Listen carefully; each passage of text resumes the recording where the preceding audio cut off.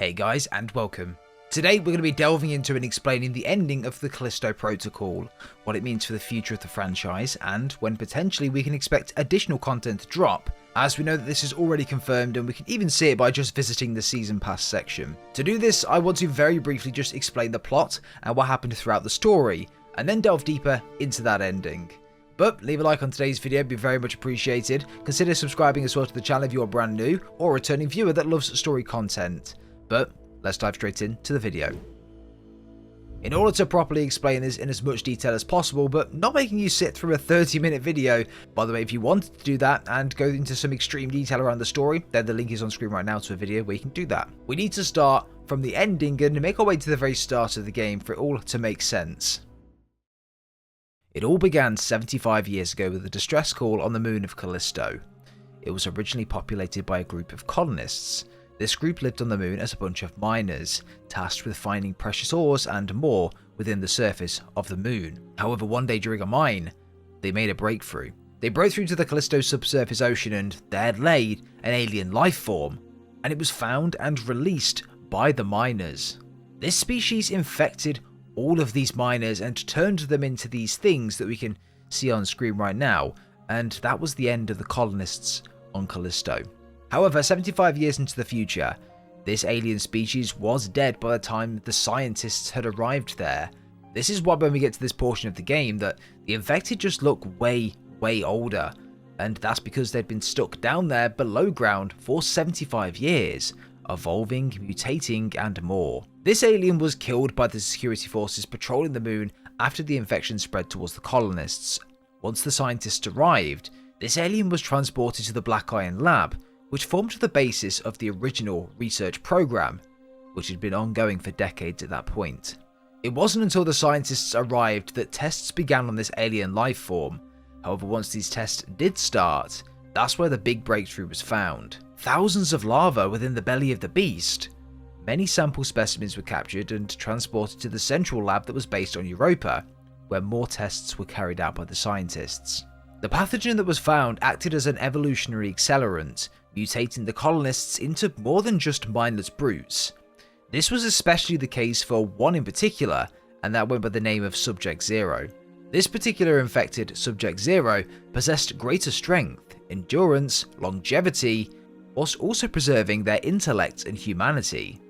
The whole idea behind this research program was to understand this species in more detail, maybe even reverse engineer it and use it for the good of mankind, expanding the likes of space travel even further, maybe outside of the solar system, and making our bodies more equipped for that travel without the need for additional technology. Anyway, Arca Station was created, which is where the alien life form is within the game at the moment we find it, and later, Black Iron Prison would be built for one purpose only, giving the scientists a pool of test subjects at any given time.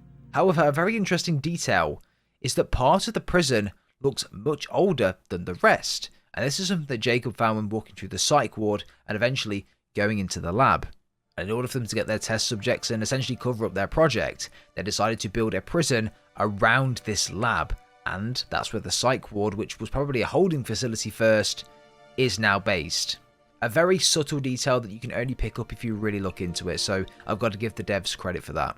A warden of this prison was put in charge who later placed this project on hold. We don't know much about this old warden, we only know about the new one, Duncan Cole, but this old warden didn't seem like the person to stray away from the books, and was very regimented in the way that things worked. There was even a voice log from Ferris detailing that the old warden was by the book, and that he kind of misses her compared to this new one. Responded to a crash outside the gatehouse. Site secured as per warden's orders. Access restricted to Mahler's team only. Never thought I'd miss the old warden. At least she was by the book. Maybe there'll be more in DLC that we know about this warden, how she resigned or why she's not the warden anymore.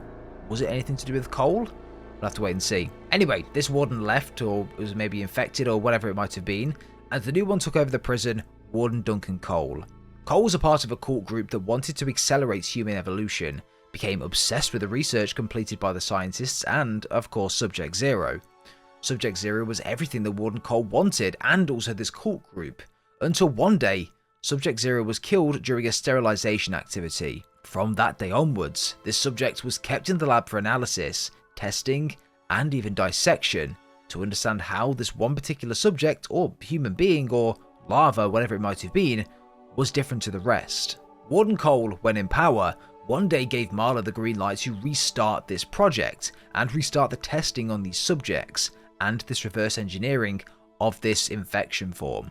With Marla not knowing that Cole's intentions were more than just research, the project was restarted and these larvae began to be shipped back and forth from Callisto to Europa and the lab based there. In order to be able to transport this cargo with no questions asked though, Warden Cole set a very high payday for anyone willing to do this and to help, adding additional levels of security in and out of Callisto. Jacob and Max are two space freight pilots that decide that this would be their final job and want to set them for life. They get to Callisto and reach the hangar and are handed a series of different crates. They load up their ship and begin their first set of runs from Callisto to Europa. However, when on the ship, Jacob becomes curious as to why this one mission in particular is paying much more, so he goes down to the cargo bay and opens up the packages. This is where Jacob finds a series of vials, 4 in particular.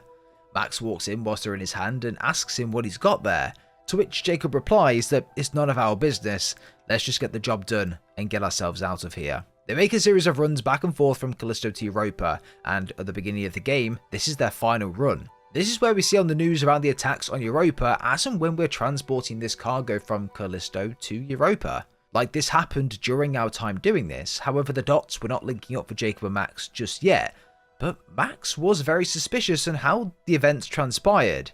With there being all of the additional security out of Callisto, it got him a bit wary, but Jacob didn't listen. However, one of their runs were the reason for the outbreak. One of the larvas infected someone, whether it was an inside job or a mistake that was made within the lab internally. That was the cause for the outbreak. If Max and Jacob didn't transport this cargo, the Europa attack would never have happened. The Outerway terrorist organisation were framed. Warden Cole doctored the footage and published it to the media to make it look like it was a terrorist attack done by the Outerway, which is why Danny and this organisation were blamed for this. However, Danny was just in the wrong place at the wrong time, as all she was doing there was searching for her sister, who had sadly passed on at that time. Warden Duncan Cole wanted to try his best to recreate Subject Zero. This was his overall goal, and the evolutionary progression he was hoping for. Due to their lack of knowledge on what created the original Subject Zero, Cole wanted to replicate the conditions of the original outbreak that occurred 75 years ago by releasing these larvae into the wild, aka the Black Iron Prison breakout at the beginning of the game, and tried to create this subject once again, named Subject Alpha. This Subject Alpha turned out to be Ferris from the very beginning, and he was killed at the end in order to save Danny and create the antidote that we needed. Okay, so let's talk a bit more in detail around this ending then. So, Jacob throws Danny into the escape pod and gives her the vial with the larvae in it. This is so that she can return to Europa, clear her name, and expose Cole and Black Iron Prison of their crimes and obviously what they've done on Europa. Jacob was left on Callisto to die, although we do see Jacob at the end of the game successfully fight off the infected, and then Marla shows up in a hologram and mentions that she knows her way out and she needs our help to escape, when suddenly out of nowhere, Ferris wakes back up in his original form and comes out of nowhere. So, what do we know so far about DLC, and what do we know so far about this ending? So, 1. Ferris, Subject Alpha, is not dead. 2. Marla and Jacob will play a big part in this DLC, so potentially we meet Marla in the lab and then we try and find a way to escape, and maybe Danny sends help towards Callisto, and maybe we find the actual location and place of Cole. As you've got to remember, throughout the entirety of the first game, Cole was just a hologram. Wherever he's hiding, he could be on Europa. We don't know just yet. Number 3, we're back to square one and it will be based at Black Iron Prison to start with, so that we'll be finding our way out from the lab and from where Cole was in the tower, going through the prison again and potentially seeing the outbreak worsen and the infection get worse and spread. So I'm looking forward to the visuals and to see how the team can create that atmosphere again. Number 4, Phase 2 of the Callisto Protocol has now initiated, and Cole mentioned this at the end of the game too, and the research that was found was enough to take that to the next stage. So I'll be very interested to see what that means, what Stage 2 means for the game, for the characters, for Ferris. If it's Ferris, it may be another subject that he has somewhere. We'll have to wait and see there. And then number 5. Danny, of course, will return to Europa with the larvae in a vial, and with the knowledge that Jacob was the reason behind the Europa attacks, and ultimately the reason her sister had passed on. So, Danny's story is not dead. She will be a massive part of DLC, hopefully sending help and exposing Black Iron Prison and Warden Cole for what he's done in his crimes. The overall story plot will probably be Jacob and Marla escaping, and Marla helping to expose what a psychopath that Warden Cole is. And throughout this entire story and DLC, I really hope that we go into more detail around backstories and just the story in general here. For me, I think the ending, with it being on a cliffhanger, is a little bit annoying, but it sets up a very interesting DLC experience that I'm really looking forward to trying out. But what they need to do at the same time is really flesh out these characters in much more detail here. The storytelling has got to improve going forward into DLC, and I really hope that this team can do that.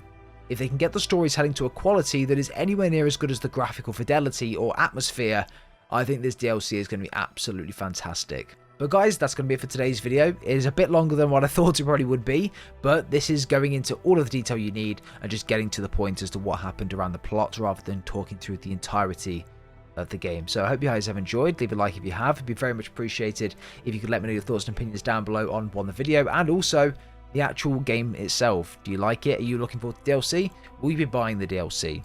I will be able to do reviews on it, and also I'll be talking through everything you need to know, so make sure you're subscribed here if you want to be looking for that. But leave a like if you have enjoyed, subscribe if you're brand new, and we'll see you all in the next one.